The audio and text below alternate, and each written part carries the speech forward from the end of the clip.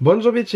Aujourd'hui on se retrouve pour une nouvelle vidéo. Tout simplement on va se faire un make-up de type vert, de type matcha. Voilà, j'ai envie de vert, j'ai envie de matcha. Alors j'aurais aimé vous présenter un matcha que je suis en train de boire, enfin que j'aurais été en train de boire. Pourquoi? Putain, c'est quoi ce que je me suis fait là? Je me suis fait une coupure en raison ou quoi? Bon, peu importe, hein, ça sera camouflé avec du maquillage, donc voilà. Non, écoutez, plus sérieusement, j'ai fait l'acquisition cette semaine d'une fabuleuse Kindle couleur vert matcha. Je suis inspiré, donc voilà, vous vous doutez bien que forcément je vais faire un make-up vert. Je ferai peut-être une revue dessus en peu de temps, mais écoutez, je pense que là je suis au top de mon sentiment de lecteur que j'ai repris il y a peu de temps, donc je suis très content. Mais écoutez, aujourd'hui on va pas parler lecture, on va du coup se tartiner la gueule, parce que quand même on reste une chaîne make-up ici de base, hein. On reste une chaîne make-up. Autant je veux bien qu'on introduise du bouquin, machin, du booktalk, du booktube, tout ce que tu veux, mais quand même il faut pas oublier que ici le cœur du métier c'est le make-up. Donc écoutez, je vais arrêter de parler pour l'instant, on va commencer la vidéo tout de suite maintenant. Avant que la vidéo commence, si ce genre de vidéo te plaît, n'hésite pas à liker, n'hésite pas à t'abonner si ce n'est pas encore fait, n'hésite pas à partager, et sur ce on est parti. Bon alors déjà, fait rare, je n'ai pas mes sourcils de fée, et pourquoi? Parce que on va se les faire en blond décoloré. Donc j'ai mon produit de chez Glisten Cosmetics que j'ai du coup acheté il y a un petit moment quand même, je crois, pendant le Black Friday. Il pue toujours autant le mort, hein, mais bon, que voulez-vous que je vous dise, c'est la vie. Ah ouais non, c'est affreux ce truc sur la peinture, c'est horrible, mais bon écoutez, j'ai pas fait de réaction allergique, donc en principe tout va bien. Écoutez, je pense que d'abord ce que je vais faire, c'est que je vais peut-être sûrement faire le teint. Donc écoutez, alors j'avais prévu un primer de base, mais honnêtement je viens de faire la skincare. On sait très bien comment ça marche, hein. Si on a la skincare de fête, en principe ça passe. Voilà. Écoutez, je vais attaquer avec mon fond de teint du coup de chez Haus Labs, donc la marque de Miss Lady Gaga. Donc voilà, ma mère, hein, je pense que je le dis à chaque fois que j'en parle, hein, voilà. À un moment donné, je peux pas faire mieux. Du coup, moi j'ai toujours la teinte 110 Light Neutral qui me va, je trouve, très très bien. Écoutez, je vais commencer déjà avec deux pompes que je viens donc mettre sur ma palette, et je vais venir l'appliquer au pinceau. Donc voilà, enfin je veux dire, honnêtement ils se font quand même très bien à mon teint. Je pense que je vais devoir rajouter une pompe, parce que là j'ai l'impression de pas avoir assez de matière. Bon, j'ai menti, j'ai rajouté deux pompes sur la palette. Oui, écoutez, il faut croire que ma crème fait bien barrière avec ma peau, parce que ça glisse pas mal. J'ai l'impression que j'ai pas assez de produit. Ensuite, toujours de chez Haus Labs, je vais venir mettre mon anti-cerne. Donc là, j'ai en teinte 13, toujours Light Neutral, voilà. Et là, je suis en train de me dire, je dois être bientôt sur la fin, parce que vous voyez, en fait, ça commence à descendre là, le produit sur les parois du flacon. Et en plus, je crois que je dois avoir que ça de restant, parce qu'il y a quand même une démarcation sur le tube. Donc écoutez, preuve que j'ai énormément apprécié cet anti-cerne, et surtout que c'est clairement mon préféré, parce que pour que je l'ai pensé à ce point, en un peu plus d'un an, sachant que la marque est arrivée l'an dernier chez Sephora, écoutez. Voilà, hop, je crois qu'on va directement passer à la poudre, comme ça après j'aurai juste à mettre le produit sourcil par dessus, et après on attaquera le reste du make-up. Donc je vais prendre ma sempiternelle Huda Beauty en teinte Pancake. Donc déjà je vais en prendre, enfin, je vais prendre le restant là qu'il y avait sur par dessus le filet. Hop, je vais rentrer la poudre dans ma houppette, et dernier coup d'éponge, et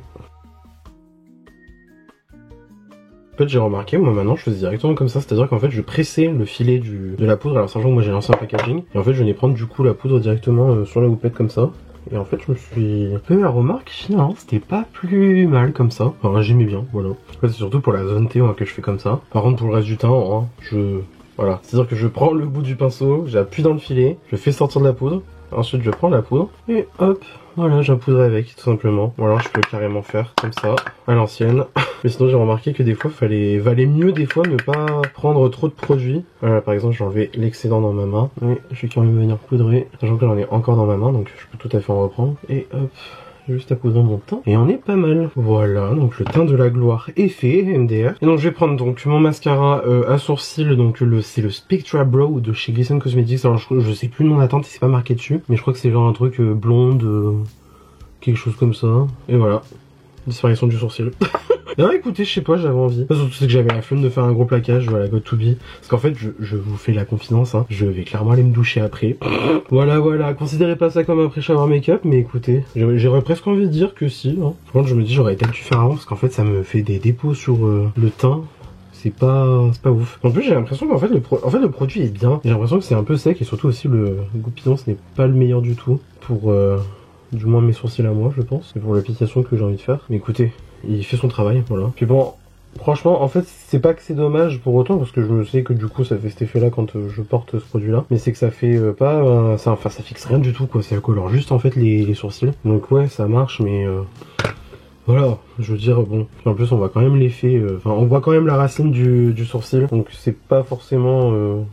que j'ai recommandé à 100%, mais bon, en attendant, le produit fait quand même bien son travail, donc voilà. Par contre, je vous avoue que j'ai très envie de le faire pour de vrai. Des décollements les sourcils, j'ai très envie de le faire.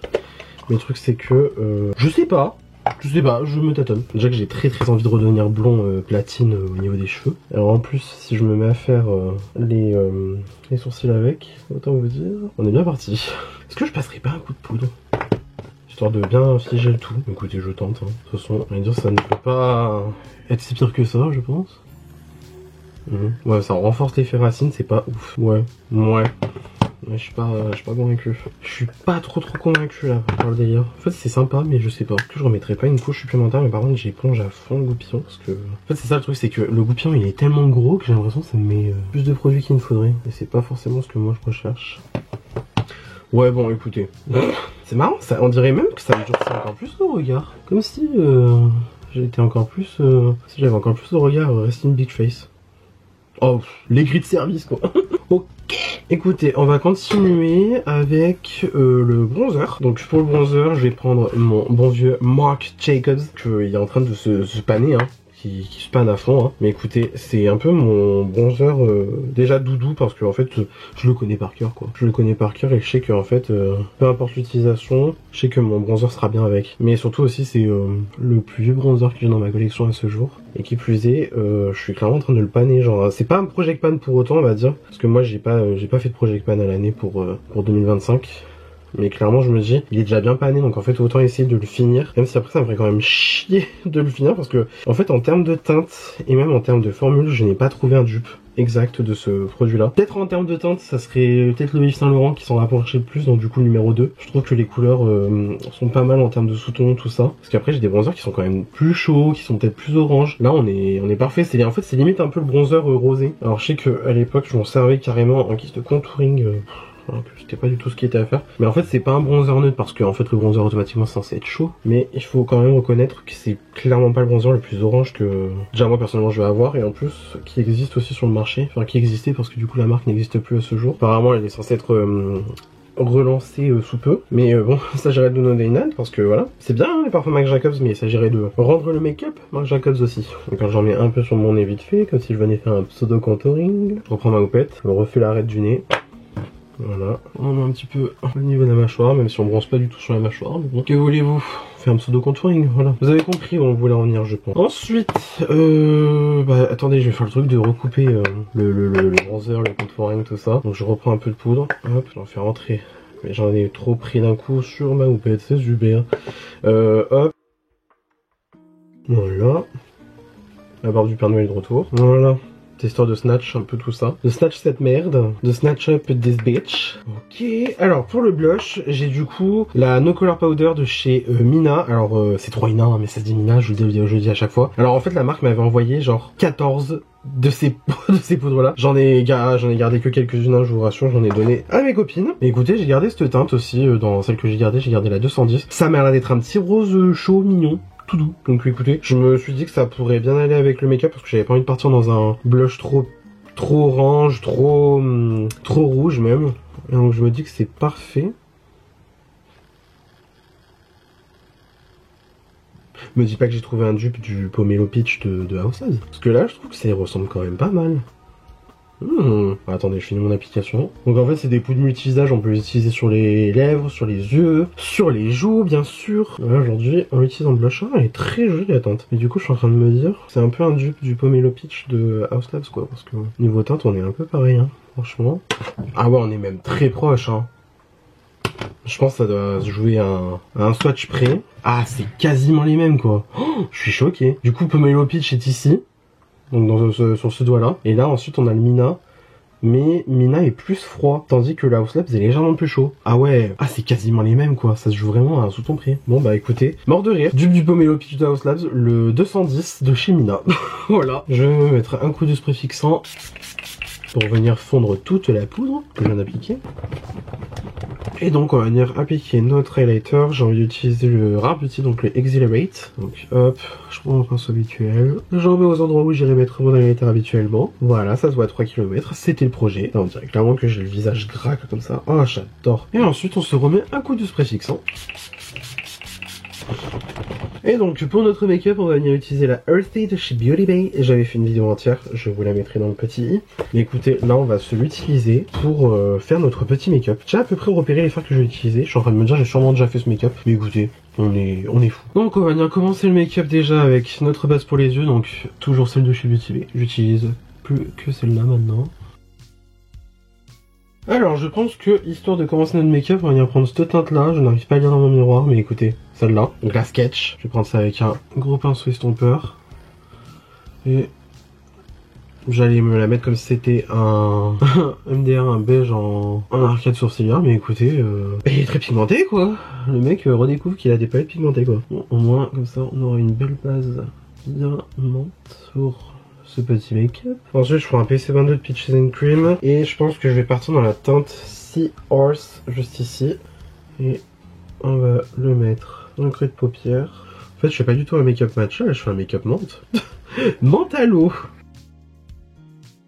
Et je pense que là il me faudrait quand même une teinte bien verte, vert matcha. Alors du coup je me tâtais, est-ce que je prenais Apple juste ici, ou est-ce que je prenais celui-là, ou est-ce que je prenais celui-là. Parce que celui qui m'inspire le plus de matcha ça serait Apple du coup, mais je pense qu'on va partir sur Apple, hein. Apple c'est bien. I think the apples are the road to the corner. Et donc sur un petit pinceau, on va vraiment le mettre en précision, comme ça. Il y a un petit style. Alors en fait avec les sourcils décolorés ça fait très éditorial, mais écoutez j'aime bien, en fait c'est ça. On va vraiment faire du coup le travail de précision avec Apple. Donc pomme sur nous genre, iPhone sur nous. D'abord je me suis fait une tache, bon tant pis. Là, je reviens avec ma couleur précédente et un tout petit peu de sketch, histoire de dire que ça fait vraiment la bordure. Voilà, c'est pas mal, c'est mignon. Alors en fard irisé, moi je serais tenté de mettre celui-là aussi, mais j'ai peur que ça fasse trop. Je partirais pas dans celui-là, sachant qu'en fait il est légèrement doré mais avec du vert, donc en vrai ça pourrait passer. Mais je sais pas. En tout cas on va faire la tire en inférieur en attendant, donc je pense que je vais juste prendre... Ah, peut-être on va essayer de prendre un autre vert. Est-ce qu'on prendrait pas Liffy juste ici? Ça pourrait être sympa, ça pourrait venir souligner le regard. Sans pour autant trop le creuser, et en fait il est pas aussi forcément vif que Apple, donc je pense que ça peut le faire. Et bah c'est parfait. Et je viens estomper sans rajouter de matière avec un PC47 de Peaches and Cream. Je vais mettre Costa Riche de chez MAC en crayon en muqueuse. Je pense pour le fard irisé finalement je vais peut-être prendre un fard de ma palette avec mes fards Kiona Cosmetics. Donc c'est-à-dire cette palette là. Je pense que je vais prendre du coup ce fard là. Alors il est un peu bleu vert mais il va quand même faire le taf je pense. C'est parfait. C'est nickel. Et je pense quand même je vais peut-être rajouter le fard Ray juste ici. Et ce que je vais faire c'est que je vais faire mon truc de le mettre dans le coin interne, mais de remonter dans le creux. Donc comme ça, ok, et après... Voilà. J'aime beaucoup l'ambiance. Ça fait très printanier, très Flora des Wings. Flora des Wings, j'ai la vision pour elle qu'elle mette ça. Pour le mascara, je vais venir mettre le Sky High de chez Maybelline. Oui, c'est ça, oui. Sky High de chez Maybelline. En teinte Burgundy Haze, comme ça fera une bonne mise en valeur avec cette couleur. Puis comme ça me permet d'avoir une couleur pas trop intense au niveau des cils, qui fasse quand même du coup suffisamment de contraste avec le reste du make-up. Franchement cette teinte de mascara je la trouve sublime, parce que c'est vraiment ça fait vraiment un effet je trouve. Sur moi personnellement ça fait genre mes cils mais en mieux. Et vu que du coup en fait cette teinte un peu bordeaux elle match plutôt bien avec la couleur de mes yeux, surtout là avec la couleur du make-up, ça rend vachement bien. J'adore. Non mais regardez comment ça va trop bien avec le make-up. Même avec le crayon, ça va parfait. C'est génial. Pour les lèvres, on va venir mettre Stone de chez MAC. Et sinon, en gloss, on va venir mettre celui de chez Pat McGrath, donc c'est le Nude Venus. Écoutez, je trouve que le combo va vachement bien avec le make-up. Mais bon, c'est du déjà vu, j'ai déjà fait un truc comme ça à peu près, mais bon, écoutez. Et du coup, bah, c'est tout pour le make-up, voilà. Donc, bah écoutez, j'ai pas grand-chose à dire, voilà. Juste un make-up vert, make-up matcha, voilà. Est-ce que je match plutôt bien avec ma liseuse? Je trouve que oui. Mais voilà, donc le challenge est réussi. Du coup, bah écoutez, j'espère que cette vidéo vous aura plu. Si ça vous a plu, n'hésitez pas à mettre des pouces bleus quand il y a dessus, cela me ferait incroyablement plaisir. Si vous n'êtes pas encore abonné à ma chaîne, vous pouvez le faire juste ici en bas à gauche de la vidéo en cliquant sur le bouton s'abonner, cela aussi me ferait incroyablement plaisir. N'hésitez pas non plus à activer la cloche de notification pour avoir une nouvelle notification à chaque fois que je poste une nouvelle vidéo sur ma chaîne YouTube. Venez me taper la bise sur les réseaux sociaux, c'est mon nom de partout pareil, vous pouvez pas vous tromper. Et d'ici là, je vous retrouve incessamment sous peu pour une nouvelle vidéo. La bise.